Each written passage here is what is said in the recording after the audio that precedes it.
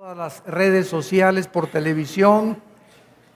Gracias también al programa Enlace que estas conferencias van a ser proyectadas más adelante a más de 57, 58 naciones, a YouTube, a Live Stream. Y gracias a Dios por la tecnología moderna que nos permite no solamente concentrarnos en un solo lugar. Nos encontramos en la preciosísima ciudad de Oaxaca. Vengan a visitarla todos ustedes que nos escuchan. Es una ciudad sumamente pintoresca. No van a comer en ningún lado del mundo como comen aquí tlayudas. Así que vengan, aquí hay gusanos o huevos de hormiga, chapulines, con queso. Oaxaca saben deliciosos, se los garantizamos mi esposa y yo. Y además que es sumamente seguro. Les invitamos a que visiten el estado de Oaxaca. Un estado como no hay dos. Amén. Eso mero. Muy bien, vamos en esta tarde a compartir la conferencia titulada El origen de la maldad. El origen de la maldad. En el capítulo 3 de Romanos, Dios nos ofrece una, así le puedo llamar, radiografía, que contradice la percepción o los diagnósticos que los seres humanos hemos tratado de evaluar la condición humana. Y si tú le preguntas a la mayor parte de los sociólogos, arqueólogos, antropólogos, etcétera, etcétera, que qué es más en el ser humano, lo bueno o lo malo, o qué característica, o si el ser humano es más bueno que malo, pues casi todos van a contestar que somos más buenos que malos. Y nos van a contestar, ¿verdad?, que no, el ser humano es bondadoso, etcétera, etcétera.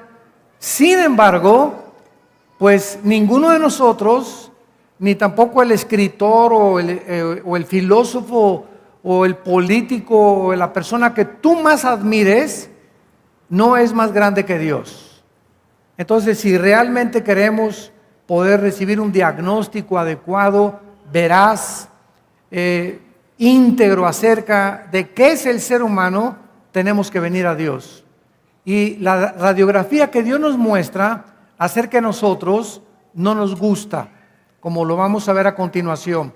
Y muchos dicen, no, esto no es el ser humano.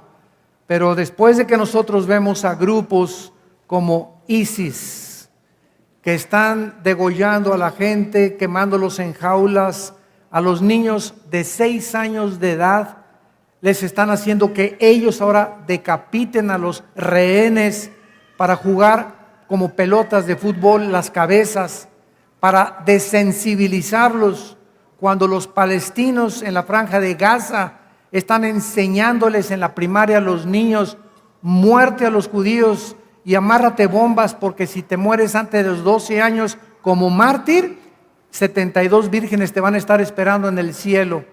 Y cuando vemos cómo vamos a ver un breve resumen de la historia, vamos a entender por qué Dios nos muestra que necesitamos un Salvador.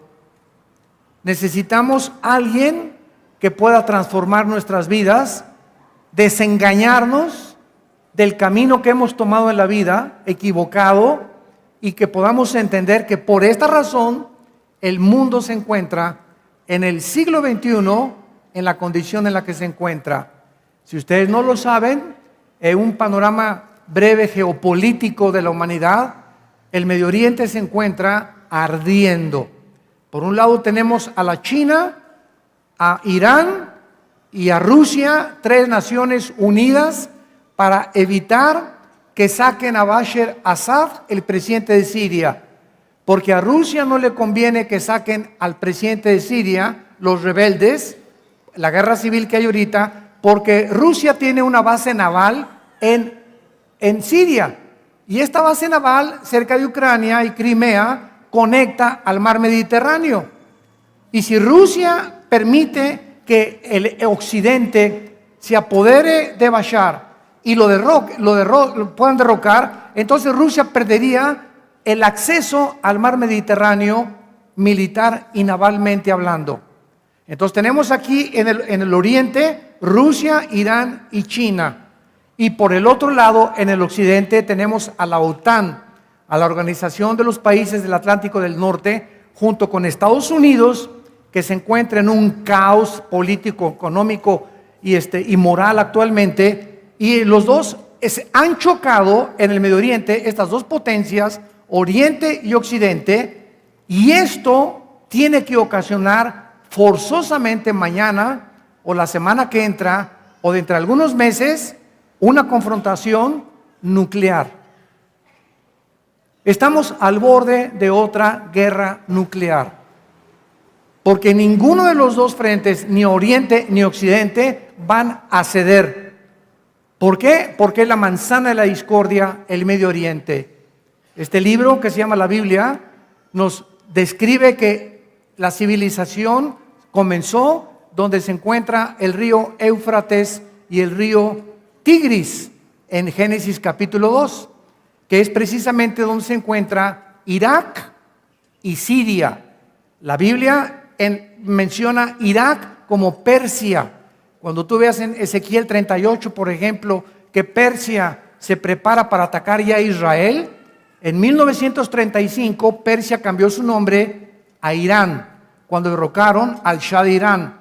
Entonces los nombres que encontramos en la Biblia nos describen, escuchen esto, nos describen quiénes van a ser los protagonistas de la última guerra o de la tercera guerra mundial. Ahora, la próxima guerra que viene en el Medio Oriente ahorita, de acuerdo al cuarto sello, Apocalipsis capítulo 6, va a desaparecer una cuarta parte de la humanidad. Y no es la tercera guerra mundial. Y después de esta guerra viene otra, en la cuarta, quinta trompeta, Apocalipsis capítulo 9, donde van a desaparecer más de una tercera parte de la humanidad. Escuchen esto, actualmente somos 7.5 billones de seres humanos en las casi 200 naciones que poblamos el planeta Tierra. 7.5 billones de personas. Vamos a quitarle la cuarta y la tercera parte. Esto significa lo siguiente, que cuando Cristo regrese, solamente de acuerdo a Zacarías capítulo 13, va a sobrevivir una tercera parte de la humanidad. Estamos hablando de aproximadamente 2.000 o 1.500 millones de personas. Van a morir más de 6.000 millones de personas antes de que venga Jesucristo, con puras bombas atómicas nucleares. Ahora, para que tengan un panorama más amplio y sepan ustedes de qué cantidad de gente estamos hablando, si contamos desde Alaska hasta la Patagonia, todo el continente americano, si contamos cuántos hay, son 500 millones en Sudamérica y 500 millones entre México, Estados Unidos, Canadá y Alaska. O sea, todo el continente americano somos aproximadamente 1.000 millones de personas. En la próxima guerra desaparecen 2 continentes semejantes a América. Y América no aparece en la Biblia, no aparece Oaxaca, no aparece México, no aparece Estados Unidos en las profecías bíblicas. Las únicas naciones que aparecen antes de que venga Cristo y que van a sobrevivir las próximas guerras internacionales son Europa y el Medio Oriente y algunas naciones del Asia, como la China, Japón, Filipinas, Indonesia, Vietnam, etcétera, etcétera. Porque de acuerdo a Apocalipsis 16, del 12 al 15, los reyes del Oriente viajan a Palestina, a Israel, para la batalla del Armagedón, que es la tercera guerra mundial. Ahora nos ponemos a pensar, ¿cómo es posible que nos encontremos en el siglo XXI, en el año 2016, con tanta tecnología, con tantos avances científicos y con todos los proyectos que tenemos, etcétera, etcétera, y que estemos a punto de destruirnos? ¿Sabían ustedes que somos la primera generación con el suficiente armamento nuclear para borrarnos del mapa, autodestruirnos en 1 minuto? Acaba Rusia ya de exhibir su último misil, Satán S-300, que tiene 2,000 veces más los kilotones que tuvo la bomba atómica que soltaron en agosto del 45 sobre Hiroshima y Nagasaki.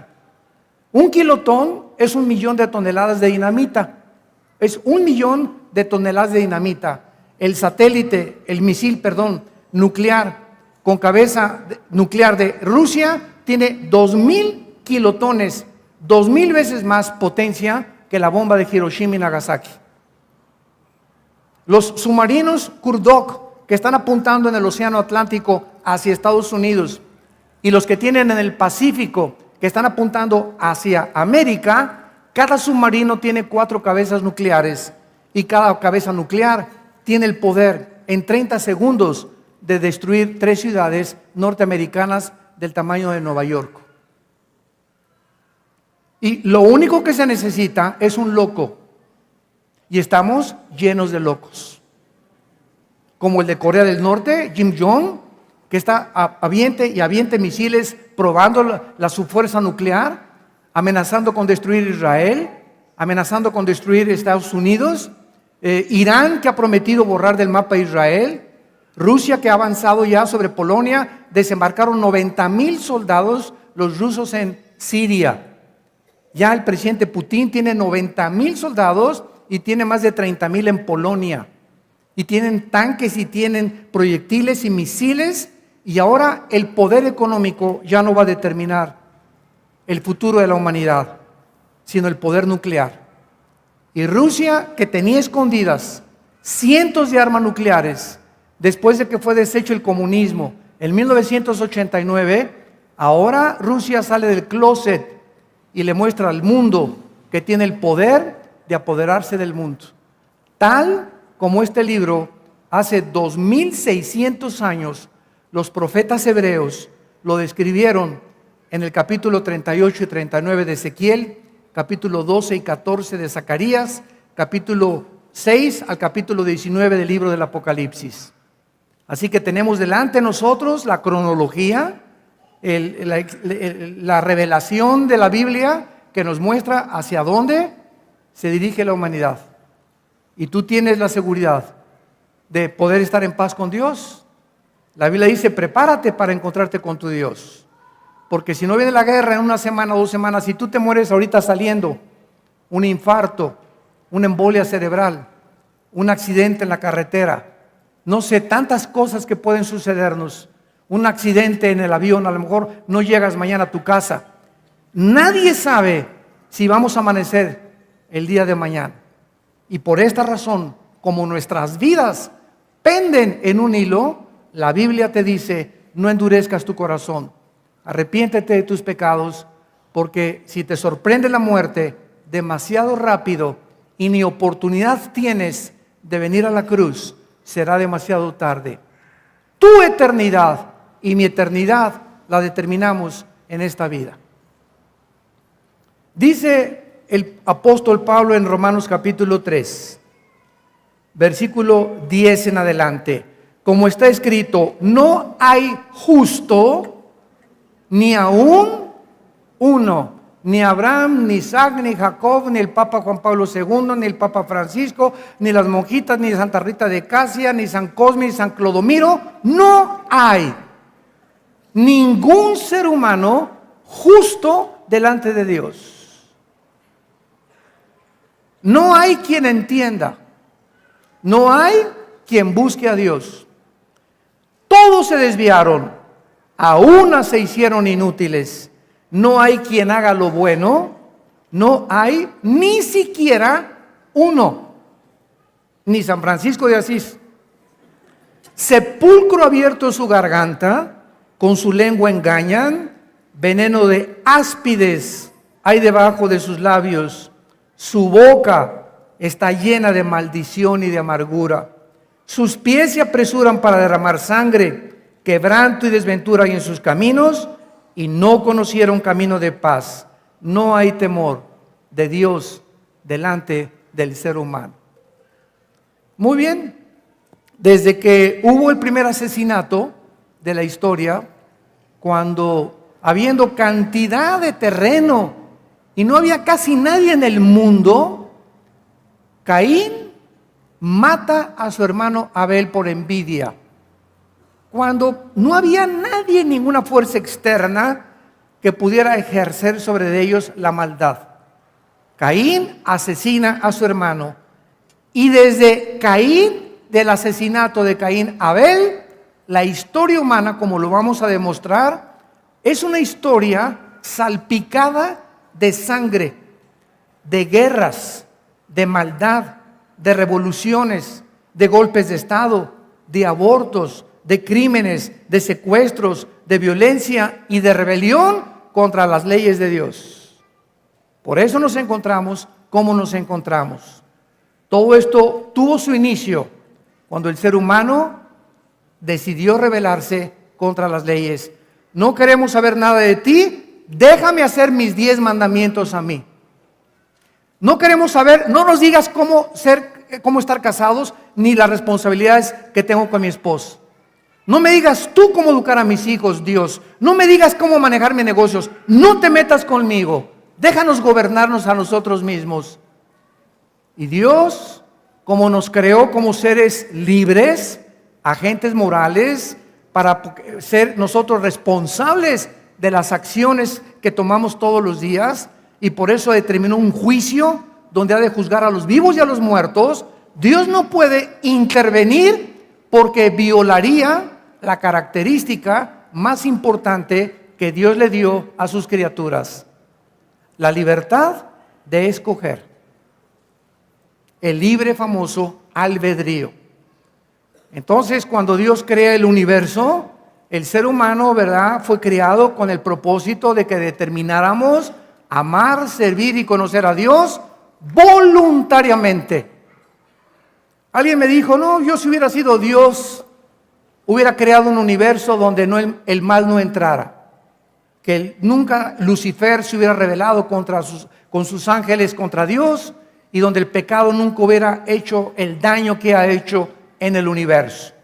Y yo le contesté a este ateo que me postuló con esta propuesta o esta tesis, y le dije, bueno, si seguimos la línea de lógica que usted ha planteado, sería un universo de robots, donde Dios hubiera creado a criaturas con cuerda, ¿verdad? Ámame, ámame, ámame, sin que hubiera la libertad de poder amarlo libremente, ni conocer lo que es el amor, ni la misericordia, ni había diferencia entre el bien y entre el mal. Entonces, como le dije yo a este ateo, ¿verdad?, estas son, ahora sí, que marihuanadas.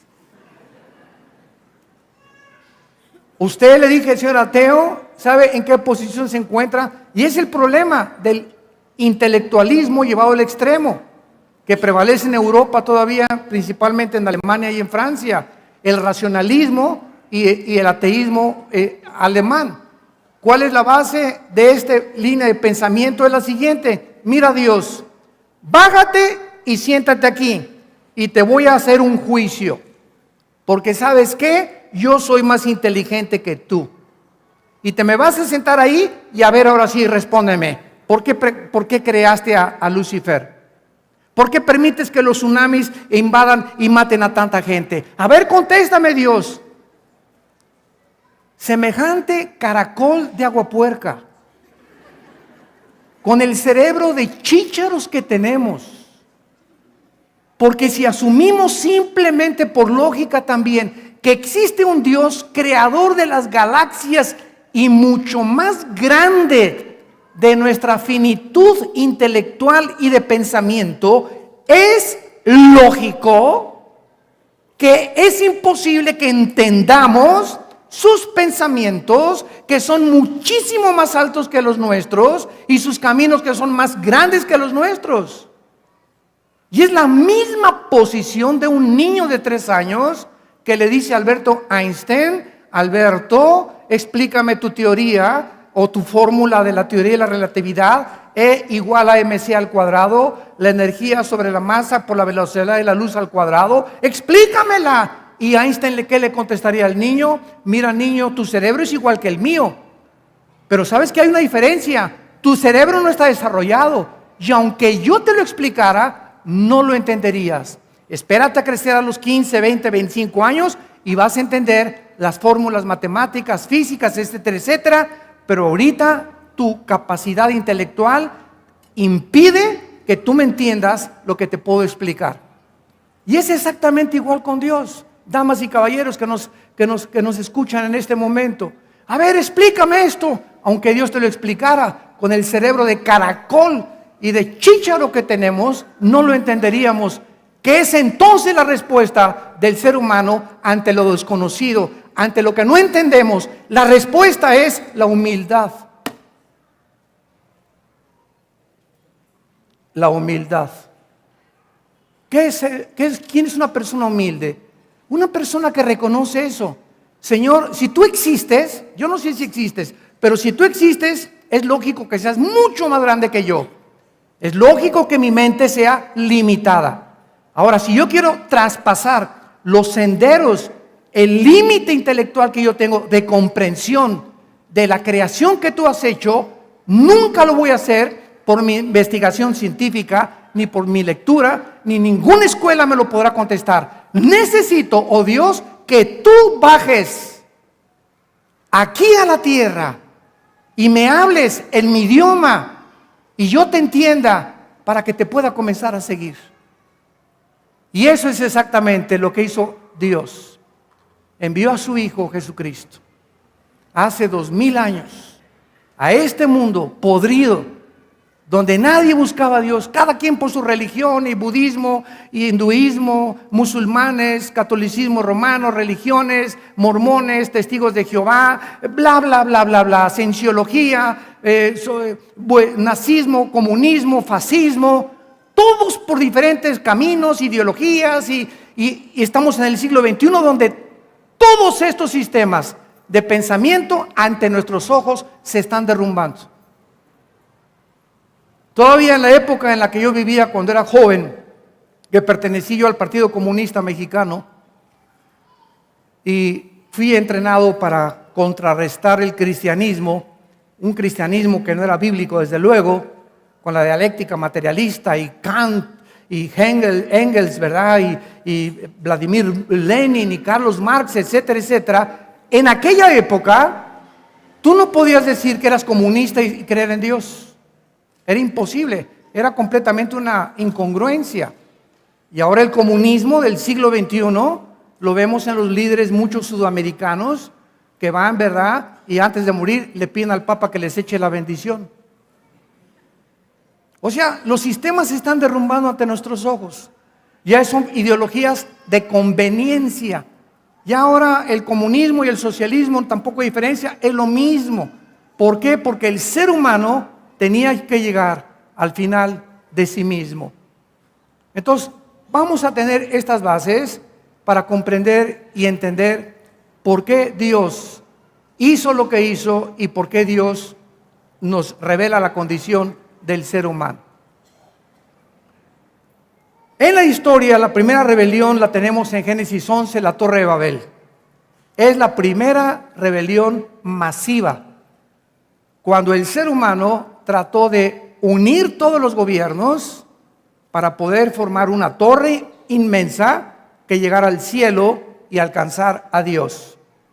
Ahora han pasado casi 6000 años y la misma ideología permea las naciones.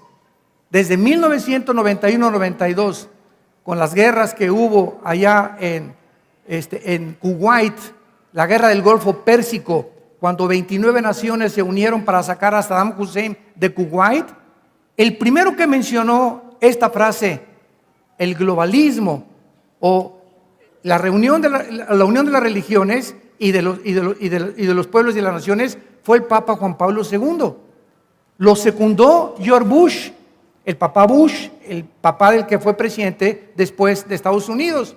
Y entonces comenzó a permear una frase por el mundo que se llamó el orden nuevo mundial o el nuevo orden mundial. Y entonces Europa se unificó en 29 naciones que son ahorita. Inglaterra ya se acaba de salir, ya el Fondo Monetario Internacional ya no tiene dinero para poder ayudar a Francia, a España, a Portugal, a Italia y a Grecia. Ante nuestros ojos, Europa se está hundiendo económicamente, el Medio Oriente está ardiendo para una próxima guerra. Aquí Sudamérica siguen con la utópica ideología los presidentes y gobernantes de regresar al comunismo otra vez. Estados Unidos, en la peor de las elecciones de toda su historia, donde presentaron a dos candidatos para subirse a un barco, que es el país, y a ver quién agarraba el timón. Y por primera vez en la historia, el 65% de los ciudadanos norteamericanos descubren que ninguno de los dos tenía la capacidad de dirigir el barco, el país más poderoso del mundo, y que es increíble que no haya habido otros candidatos con mejores características. Y si los había, los despreciaron. Este es el mundo que vivimos, donde parece realmente que el mundo ya perdió la brújula. Es un barco el mundo que no tiene timón. Y nosotros somos la luz. La iglesia somos la luz. La única luz que hay en Oaxaca es la iglesia.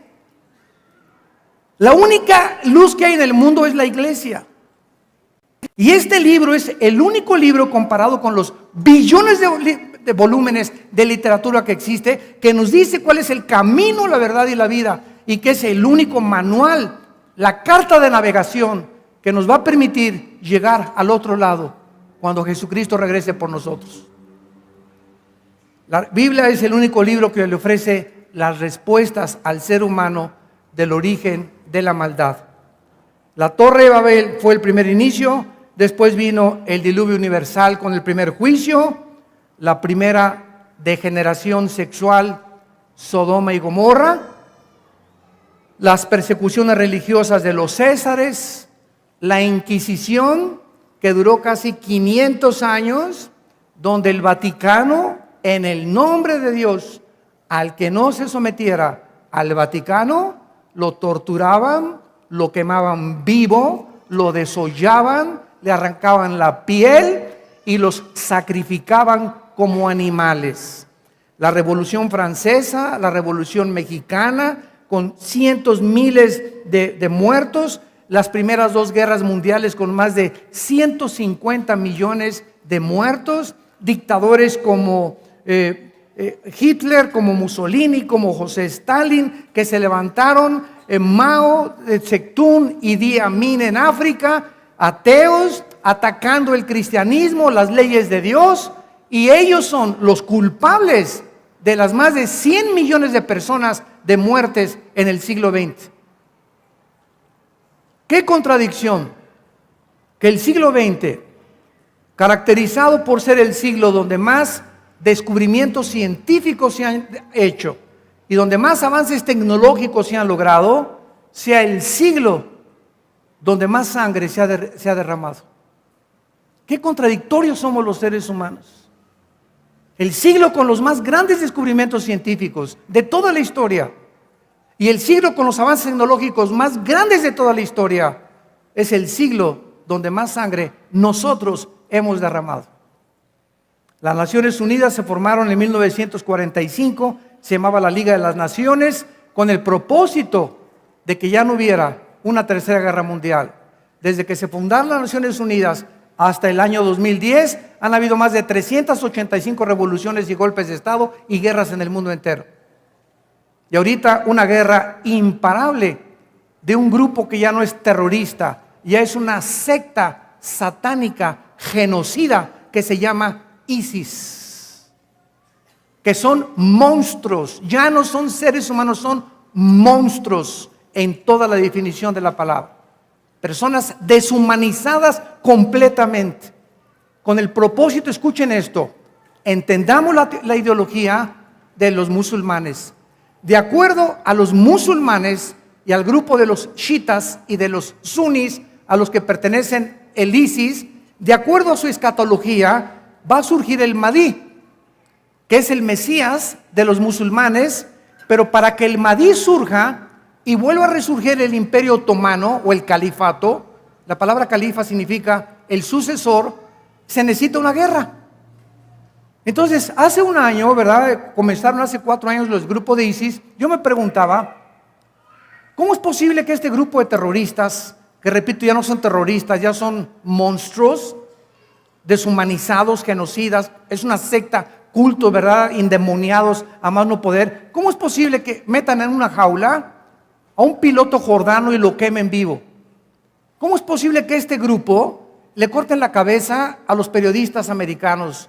Agarraron a un periodista chino, a un periodista japonés, volaron un avión ruso que cruzaba de Rusia hacia Crimea, lo volaron y nadie dijo nada, sabiendo que habían sido personas que apoyaban a ISIS en el Medio Oriente. ¿Cuál es la respuesta? Yo me preguntaba y decía, bueno, es que estos locos se van a echar al mundo entero encima. Están atacando a Rusia, a China, matando a sus periodistas, etcétera, etcétera. Todas las naciones se van a volver contra ellos. Es que esto es precisamente lo que ellos están buscando. Jesús, María y José y el burrito que los acompaña. Esto es precisamente lo que ellos están buscando. Porque para ellos tienen que ellos provocar una guerra internacional para que surja el Mahdi.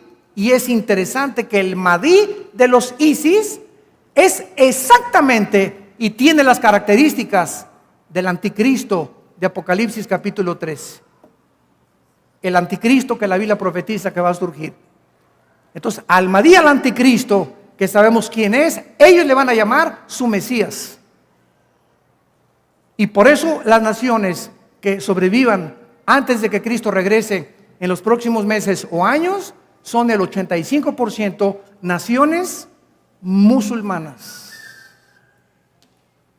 Naciones musulmanas. Resurge el Islam como la amenaza más grande para la sociedad del siglo XXI y en Occidente principalmente. Vinieron los genocidios, ¿verdad? Como dijimos, de Stalin, Idi Amin, Hitler, Mussolini, Hussein, millones de seres humanos. 1973, Estados Unidos legaliza el aborto y desde el 73 al 2016 que nos encontramos, han habido más de 50 millones de niños abortados legalmente. Junio 2015, el año pasado, de los 9 jueces que forman el Tribunal Superior de Justicia de Estados Unidos de Norteamérica, de los 9 jueces, 5 jueces votan y deciden, sin tomar en cuenta un plebiscito, un referéndum, la opinión, diciéndose un país democrático, Estados Unidos, no toman en cuenta a la gente y 5 personas deciden la moral de Estados Unidos legalizando los matrimonios gay. El año que entra se está comenzando a considerar, escuchen esto, que para mayo, junio del año que entra, los pederastas están demandando ante la Corte Suprema que los legalicen también. ¿Saben lo que dijeron en el último congreso que tuvieron? A nosotros no nos gustan las mujeres, a nosotros no nos gustan los hombres, a nosotros nos gustan los niños. Y como se trata de amor, pues amores diferentes, no nos obliguen a amar a una mujer y un hombre, no nos quiten el amor a los niños. Mira, cabeza de alacrán que tienes. No es de que no sea el amor, no sabe ni siquiera lo que es el amor. Tratar de violar a un niño o lastimar a un niño psicológicamente, Jesús dijo, el que lastime a un niño, que se amarre una piedra de molino en el cuello y que se eche un río. Un daño causado a un niño psicológicamente por una violación es un daño casi irreparable. Daños psicológicos impresionables que tardan años en que sean sanados y que van a afectar su matrimonio, su trabajo, su vida individual, su vida social. Pero así está el mundo. Ahora quieren legalizar la pederastia. ¿Lo podemos imaginar? ¿Qué le pasó al mundo? Oye, pero hace 15 años, ¿quién iba a pensar que se iba a legalizar los matrimonios gay? ¿Quién lo iba a pensar? Y ahora demandan derechos, que se les den niños para adopción. Ya es Juana con Martita y es Juan con Manuel y se casan y tienen a un niño y el niño chiquito va a la escuela y le preguntan, ¿cómo se llama tu mamá? Juan. ¿Y tu papá? Carlos. El niño necesita la imagen materna y el niño necesita una imagen masculina para crearse seguros, balanceados psicológica y espiritualmente. Ahora ya se redefine el matrimonio. Y el matrimonio ya no es entre un hombre y una mujer. Damas y caballeros, santos de Dios, esto es el síntoma más grande de descomposición social que la sociedad ha percibido en toda la historia humana. Los sodomitas, Sodoma y Gomorra, se metían hombres con hombres, pero la legalización y hacer institucional el matrimonio entre hombres y mujeres es el símbolo, el síntoma que las sociedades donde nos encontramos están profundamente enfermas. Y el grado más grande que podamos nosotros percibir es que para muchos es normal. Y nos quieren hacer a nosotros proyectar la imagen de que es normal, que es otro estilo de vida, que por qué se les va a alegar el amor entre un hombre y un hombre y una mujer y una mujer. No, no es normal. La Biblia le llama pecado. La Biblia le llama pecado. Y el hombre no legisla la moral. Dios es el legislador de la moral, no nosotros. Por eso estamos como estamos, porque queremos a nuestra conveniencia decir, para mí esto es bueno, para ti eso es malo. ¿Sabes una cosa? No eres ni tú ni yo. Esto se llama relativismo.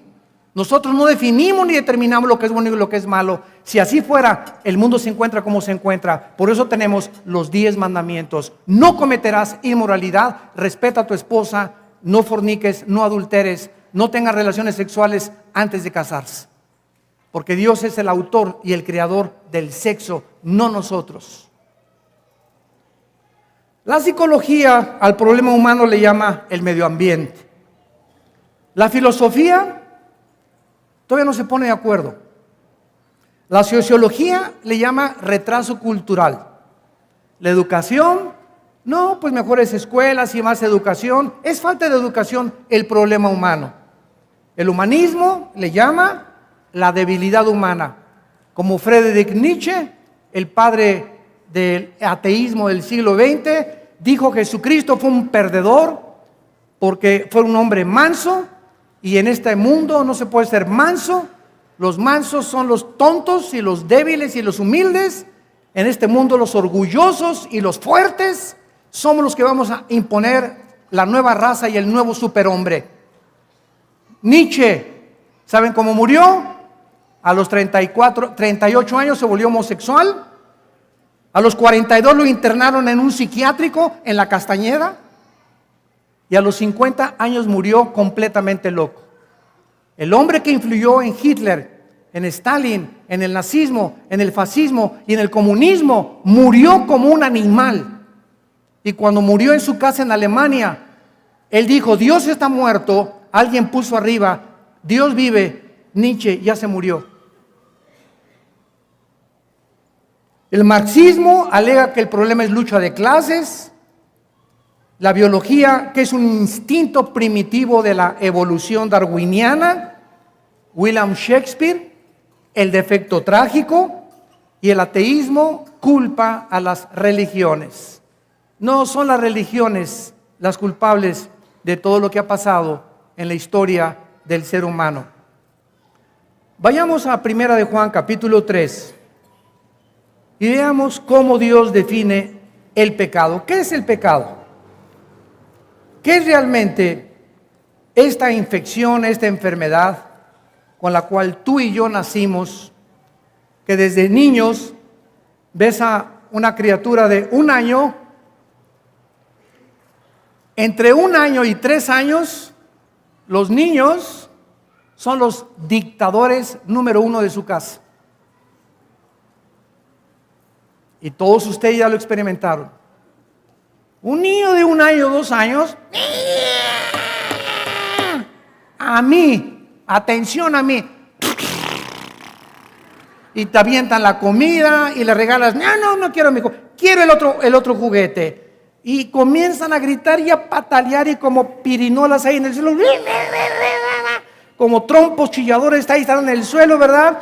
Y la mamá: ay, Pepito, te dije que no chilles.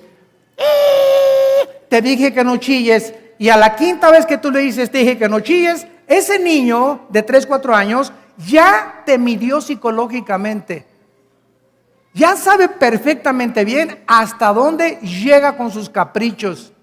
Y por eso la Biblia hace 3000 años el rey Salomón, en el libro de Proverbios, escribió: el que detiene el castigo a su hijo aborrece.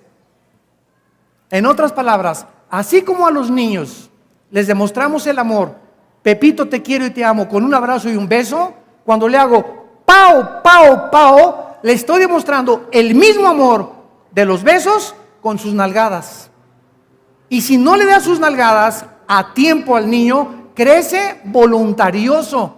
Y decía Hoover, un hombre que no fue cristiano, J. Edgar Hoover, presidente de la Oficina Federal de Investigaciones, el famoso FBI de Estados Unidos, que durante 4 presidentes tuvo en relación con los delincuentes juveniles en las cárceles, y él escribió en sus memorias: la característica que he notado en los delincuentes juveniles o en los jóvenes rebeldes es que ellos creen que el mundo les debe algo, que el mundo está en contra de ellos, se hacen víctimas y creen que todo está en contra de ellos y protestan contra todo, porque desde niños nunca los padres les enseñaron a restringir esa tendencia que tenemos a que se haga lo que yo digo. Discúlpame, Pepito, no puedes hacer lo que tú quieras, hay reglas. Aquí en la casa, en la escuela vas a tener reglas, en la calle la policía te va a poner reglas, el gobierno impone reglas, por eso hay policía, soldados, cárceles, porque no somos libres, pero no libertinos. Cuando un preso sale de la cárcel, le dice el juez al pitirijas, chicas, cuicas: mira mi pitirijas, eres libre. Ah, gloria a Dios. A ver, pásame para emborracharme, voy a hacer. Espérame, no me has entendido. No confundas la libertad con el libertinaje. Eres libre para obedecer las leyes y someterte a las autoridades establecidas por Dios. Pero si tú crees que la libertad es hacer lo que te da la gana, ya no es libertad, es libertinaje. Es como la excusa de las muchachas que abortan. Oiga, yo puedo abortar, puedo hacer lo que quiera con mi cuerpo. Es el argumento que esgrimen estas muchachas tontas, sin saber. Espérame, Panchita, no eres tú el dueño de tu cuerpo, es Dios el dueño de tu cuerpo. Y tú no puedes hacer lo que quieras con tu cuerpo. No te puedes tasajear y cortarte y hacer. No, eso es una tontería. Y es el problema cuando desde niños no supieron los padres educar a sus hijos. Y por eso dice en 1 Juan capítulo 3, versículo 4: todo aquel que comete pecado infringe, o sea, viola la ley. Un momentito, nos detenemos aquí. ¿Qué ley? Bueno, vamos a comenzar a cerrar la Biblia. Estamos rodeados de las leyes de la gravitación. Estamos rodeados de leyes termonucleares y el universo está sujeto a leyes electromagnéticas. La física existe, la ciencia existe, porque el universo tiene un orden gobernado por leyes. Y si el universo no estuviera ordenado, ni las leyes que existen existieran, no existiría la ciencia ni la observación. Porque el científico basa todo en su bitácora a través de lo que él percibe con sus 5 sentidos, a través de lo que él observa y comienza a analizar. Entonces hay leyes como la ley de la gravedad, que si yo ahorita camino aquí, me voy al suelo porque hay una fuerza que atrae a todos los objetos más pesados que el aire hacia el centro de la tierra. ¿Qué es una ley? Es algo que actúa las 24 horas, es algo que es permanente. Entonces, así como hay leyes físicas, electromagnéticas, gravitacionales, nucleares, hay leyes morales. No somos animales, ni somos guiados por instintos. El sexo no lo inventamos nosotros, el matrimonio no lo inventamos nosotros. Pero cuando un ser humano no tiene la ley moral de Dios, pues entonces fornica, adultera, pederastas, homosexualismo, porque no tiene leyes. Y eso le acarrea su propia autodestrucción. Entonces tenemos que entender que no somos animales, que hay alguien que puso leyes que están escritas en la Biblia. Y Dios nos las dio para la preservación de la familia, del matrimonio y de las sociedades. Y lo vemos con la confirmación de la historia. Todas las naciones que han sido derribadas y los imperios, los sumerios, los asirios, los babilonios, los medos y los persas, los griegos y los romanos, no desaparecieron ni fueron derrotados por la educación o porque les faltó política o porque les faltó algo o porque les haya faltado economía. ¿Cuál fue el factor denominador que derribó a todos los imperios del mundo? Ya vamos a buscar en la Biblia. ¿Qué nos dice la historia? La inmoralidad. La inmoralidad. ¿No vieron ustedes ahora los debates que hubo en Estados Unidos? Una cosa interesante, comentábamos con mi esposa, se debatió el racismo, se debatió la economía, se debatió la cuestión militar, geopolítica en el Medio Oriente, se debatió qué candidato, qué proyecto tenías para derrotar a ISIS, se debatieron muchas áreas, nunca la moral. Nunca la moral. ¿Qué piensas del aborto? ¿Qué piensas de aquello? ¿Qué piensas del matrimonio? No se trajo a la mesa de discusión.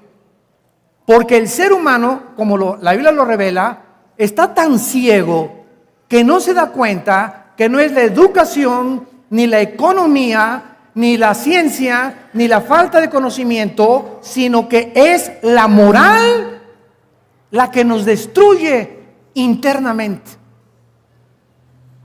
La moral es como la termita, la polilla que se incrusta en las fibras más íntimas de nuestro ser y nos comienza a robar el carácter. El carácter. Y tú puedes ser doctor en ciencias políticas y presidente y tener 5 premios Nobel, pero si no eres una persona moral, que amas a tu esposa y ves pornografía y eres un hombre completamente sensual, eres una persona que no vales un quinto delante de Dios. Y así vas a acabar como un animal, porque tarde o temprano la inmoralidad, la pornografía nos destruye el carácter y anula y aborta el destino que Dios tenía para nuestras vidas. El pecado, dice Primera de Juan, es infracción de la ley. Y les voy a explicar en penúltimo lugar qué significa la palabra pecado en el griego y en el hebreo. La palabra pecado en el Nuevo Testamento es la palabra griega amartia, si lo quieres escribir con H. Amartia, amartia, así como suena. Y miren lo que significa, qué interesante. La palabra amartia, que se tradujo pecado en el latín y en el griego, significa desviarse del blanco. Desviarse del blanco. Permítanme explicarles. Si pintamos un blanco, todos sabemos lo que es un blanco, tiene círculos concéntricos y el centro es donde el que dispara la flecha es el que le da al blanco. El que le da al círculo después vale 40, 30, 10, ¿verdad? Porque el mero premio se encuentra en el círculo más chiquito, en el centro del blanco. Entonces, el pecado significa que Dios como arcos nos preparó, nos revelamos y todos hemos agarrado a Dios y le hemos dicho a Dios: tú no determines mi destino, yo lo voy a determinar. Y entonces, como flechas sin un arquero, nos hemos ido para acá y para allá, dice la Biblia, como ovejas, nos desviamos, cada quien. Cienciología, comunismo, socialismo, pragmatismo, pluralismo, materialismo, evolución, etcétera, etcétera, marxismo, nazismo, fascismo y todas las filosofías y todas las ideologías y cienciología y religiones, y todos los seres humanos nos hemos desviado del centro de la voluntad de Dios. Y cuando recibimos a Jesucristo como nuestro Señor y como nuestro Salvador, regresamos otra vez como flechas y le decimos a Dios: Dios, tú ahora dispara mi vida, proyecta mi vida, Tú sé la fuerza que me diga cómo poder triunfar en mi matrimonio, con mis hijos, en mi negocio. Oh Dios, mientras yo esté contigo en tus manos, nunca fallaré el blanco, siempre prosperaré y siempre estaré en el centro de tu voluntad. Y es cuando eres bendecido, cuando recobras tu seguridad y tu identidad. Porque lo que el pecado nos hace perder es la identidad. Por eso las muchachas, quiero ser como Madonna, quiero ser como Britney Spears, me quiero parecer así con el copetón de Justin Bieber, quiero ser como Elvis Presley. Y estamos siempre imaginándonos, por eso las revistas de modas proyectan en las telenovelas, obsérvalo, en las telenovelas son los muchachos más guapos que puedan existir, que es 1 entre 1000, las muchachas más bonitas, que es 1 entre 5000, y entonces creemos que esa es la proyección de la muchacha que te va a hacer caso, y entonces los muchachos quieren parecerse a John Travolta y a Tom Cruise, y las muchachas quieren peinarse como aquellas, porque no tenemos identidad. Siempre queremos ser alguien que no somos y proyectarnos como alguien que no somos, porque hasta que vengamos a Dios y vengamos a la cruz, Dios nos recobra la identidad. Y cuando recobras tu identidad, le das gracias a Dios por cómo eres, chaparrito, pelón, gordito, como estás, o la hermana así, ¿verdad? Y así te quiere tu esposo, así te quiere tu esposa, gordito, pelón y chaparrito, con orejas de coliflor y de papalote. Y no hay problema, porque entonces ese amor trasciende completamente nada más la apariencia física, porque si tú te casas nada más por la apariencia física, vas a descubrir que se necesita mucho más que ser guapo, que ser bonita, para mantener el matrimonio santo delante de Dios. Y esta es la razón, damas y caballeros santos de Dios, por lo cual nos encontramos. El pecado, para terminar, dice el libro de Romanos capítulo 6, es como un rey que nos gobierna. Un rey tiene súbditos y un rey demanda y te ordena lo que tú tienes que hacer. ¡Fuma! Pero me hace mal el cigarro. ¡Fume! Usted fume. ¡Fume! Y tu mente te dice, no, me hace mal. Y la cajetilla dice, este producto es nocivo para la salud, pero agarras el cigarro y lo prendes. Es que me voy a emborrachar y te hace mal a la vesícula biliar, al páncreas, al hígado, etcétera, etcétera, pero te sigues emborrachando. ¿Por qué? Porque haces lo que es contradictorio y somos autodestructivos. Tenemos una naturaleza autodestructiva, de acuerdo al diagnóstico de la Biblia. Lo que la Biblia dice que somos, así nos comportamos. Y así son nuestras acciones. Dice Romanos capítulo 6, versículo 12, a los cristianos, no reine el pecado en tu cuerpo mortal, de modo que lo obedezcas en sus concupiscencias. Ahora que el Espíritu Santo ha entrado a nuestra vida, tenemos ya 2 caminos. Antes éramos esclavos. Quiero dejar el cigarro, pero no puedo. Quiero dejar la pornografía, pero no puedo. Quiero dejar el alcohol, pero no puedo. Quiero dejar robar, pero no puedo. Éramos esclavos del pecado. Estábamos encarcelados en la maldad. Ahora Cristo viene y nos hace libres, nos abre la prisión. Y como al preso que vimos, al Pitirijas, nos dice, ahora son libres, pero para obedecer mis leyes. Te hago cristiano, pero de aquí en adelante, este es el manual. Son las leyes que deben gobernar tu vida. Sométete a mis leyes y vas a ser libre de veras, y conocerás la verdad. Y es el conocimiento de la verdad que se encuentra en la Biblia lo que nos hace ser libres. No reine el pecado en tu cuerpo, de modo que lo obedezcas. Cristianos, ahora somos nosotros responsables de lo que comemos, de lo que bebemos, del ejercicio que le damos a nuestro cuerpo, de las películas en video que vemos, de las fiestas a las que vamos, de los amigos que aceptamos y no aceptamos. Tenemos la libertad, pero no el libertinaje. Y si ahora esta libertad la usas tú para la gloria de Dios, se convertirá verdaderamente en tu Redentor y en tu Salvador. Ya no puedes obedecer, ni yo tampoco, lo que antes, estando en nuestra ignorancia, vivíamos como esclavos del pecado. Dice el versículo 13, ni tampoco presenten vuestros miembros, o sea, mis ojos, mis oídos, mis órganos sexuales, mis piernas, mi nariz, mi lengua. Estos son los miembros de mi cuerpo. Mi cuerpo es santo ahora. Mi cuerpo es el templo de Dios.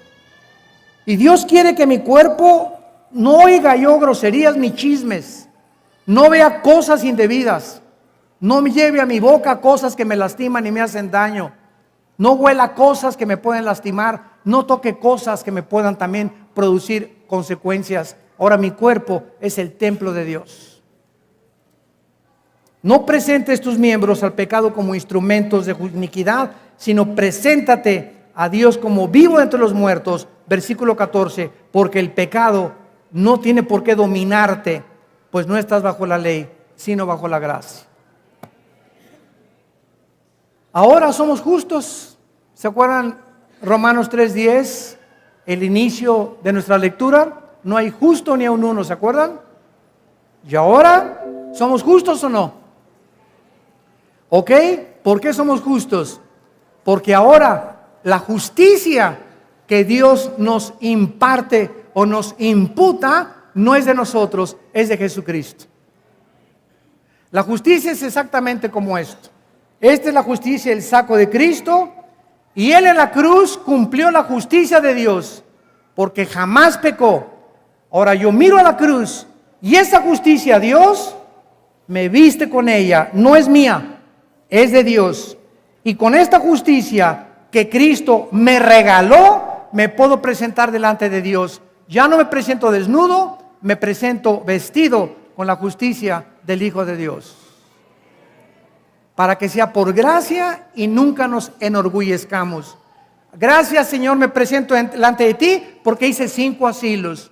Porque di mi dinero para 3 orfanatorios, ¿verdad, Señor? Que por eso me aceptas. Y además regalé todo mi dinero y he hecho 10 iglesias. ¿Verdad que por eso me aceptas? Dice Dios, hazte a un lado, porque nadie se acerca a mí en su propia justicia. Si no vienes vestido con la justicia de mi Hijo, no te atrevas a acercarte a mí. Porque no vienes en tus méritos, vienes en los méritos de aquel que murió y pagó por nosotros lo que nosotros nunca hubiéramos podido pagar. A su nombre, gloria eterna. Gracias, Señor. Gracias, Padre, por la vida de Cristo.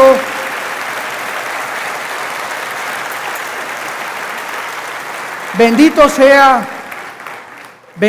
el Dios y Padre, el Dios de esperanza y de toda consolación, de nuestro Señor Jesucristo, que nos ha hecho renacer para una esperanza viva por medio de la resurrección de su Hijo entre los muertos.